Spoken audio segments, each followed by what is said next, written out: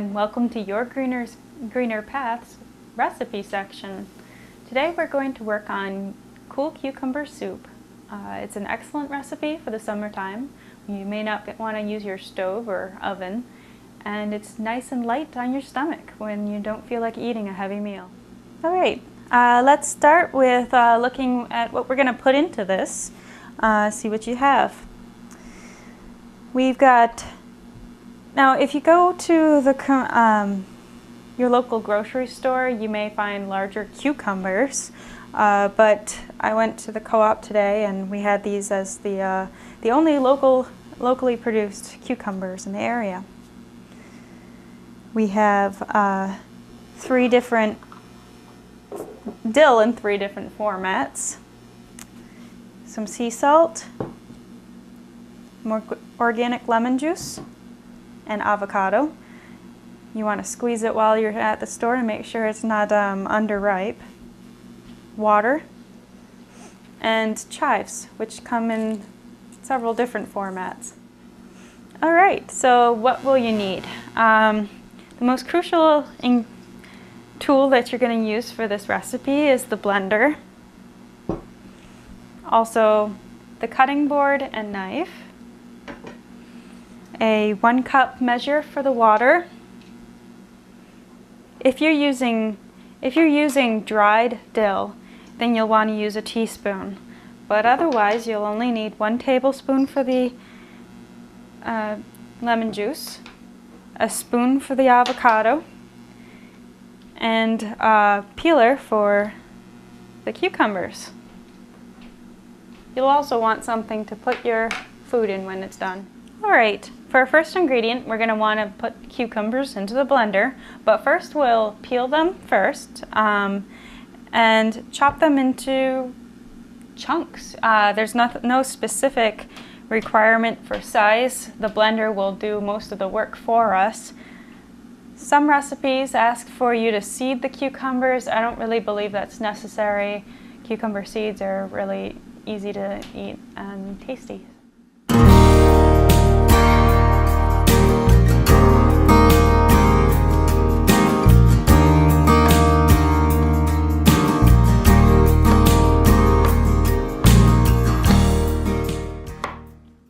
Our next ingredient is the avocado.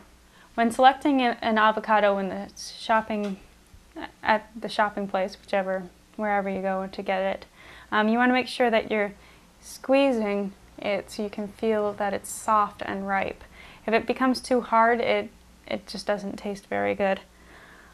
It's also hard to work with. To cut an avocado for this recipe, we'll want to go lengthwise. So you're just sort of drawing the knife in and around the seed. Those of you who haven't cut an avocado before, the seed is a very large ball, so just be aware of that as you cut through so you're not chopping fingers off. And then you can just twist it to have it come free. At this point, you'll want to take the seed out and put it to your compost.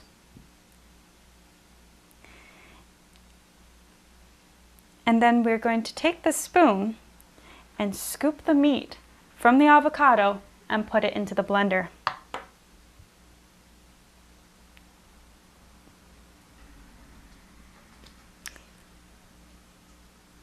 Alright, depending on how big the recipe is, normally for 1 large cucumber I put just a half of the avocado. If you want it extra creamy or you feel like you may be hungry later, you might want to use the entire thing. So you just take the spoon and scoop out the insides into the blender. Alright, now we're going to add some of the moist ingredients before we do our first blending. Alright, so I've got a cup of water right here, and we'll see how that affects the overall composition. The water is really to make it more soupy, so since the level is very low right now, I'm going to probably add yet another cup of water. In the meantime, We're going to add some lemon juice.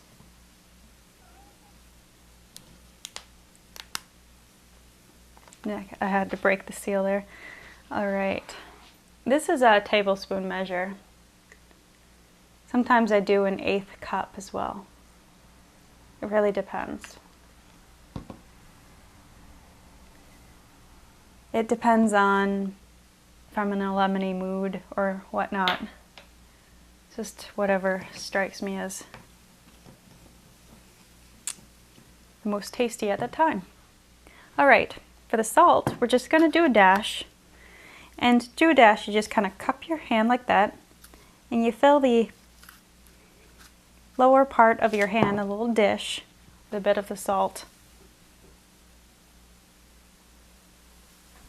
All right, I'm gonna add the other cup of water and then we'll blend it. All right, now that I've given it a little bit more water, this may be a very watery soup as opposed to what I normally do.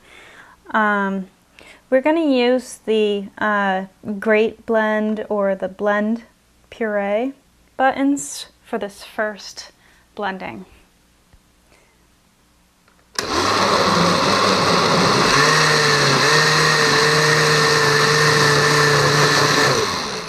Once it's all of an even texture, we can turn it off. All right, we're now set for the last 2 ingredients. I've got a bunch of chives with me right now, but I don't need this many. 1 is usually fine. I'm going to probably put in 2 today because this is more than I usually make.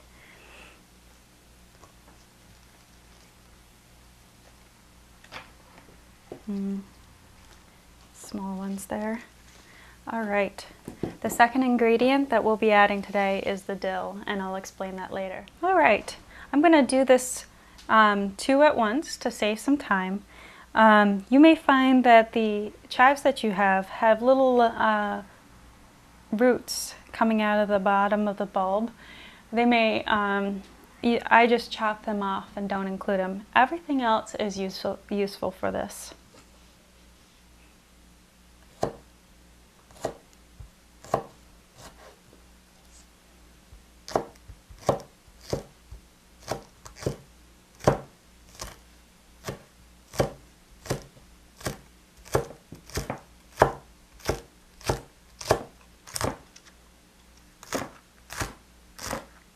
And that smells great.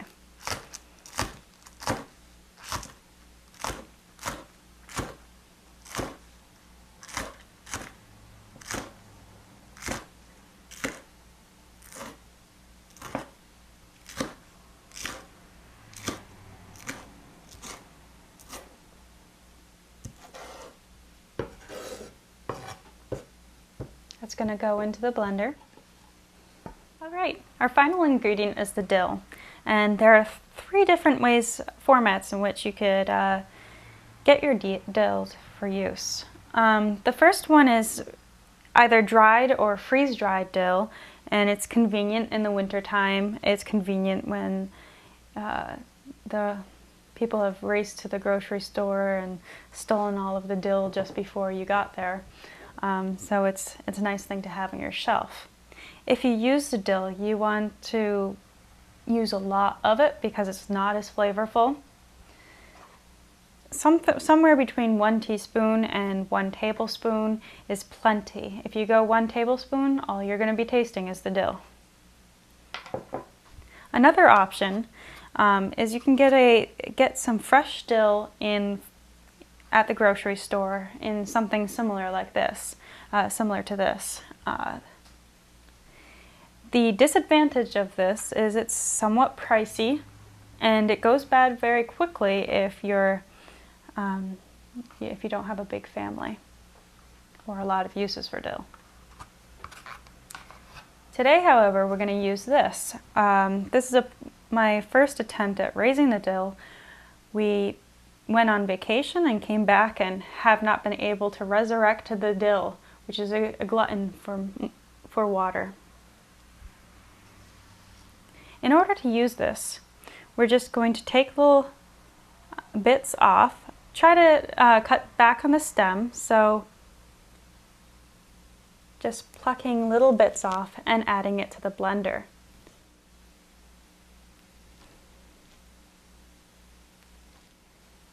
This I would describe as the minimum amount of dill you want to put in there. It's really a matter of your own taste as to how much you want to put in. Alright, now we've got the next to final step here. The notion of blending it twice will allow us to keep these larger chunks that we've seen with the chives and the dill to vary the texture in the final soup. What I like to use for the final one is the pulse blend, and I'm being careful not to grind it so small that the second blending wouldn't be necessary.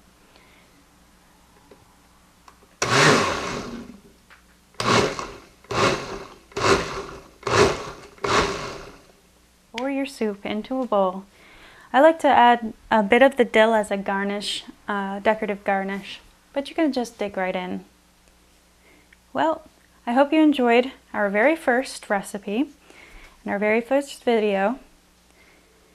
Bon appetit and enjoy!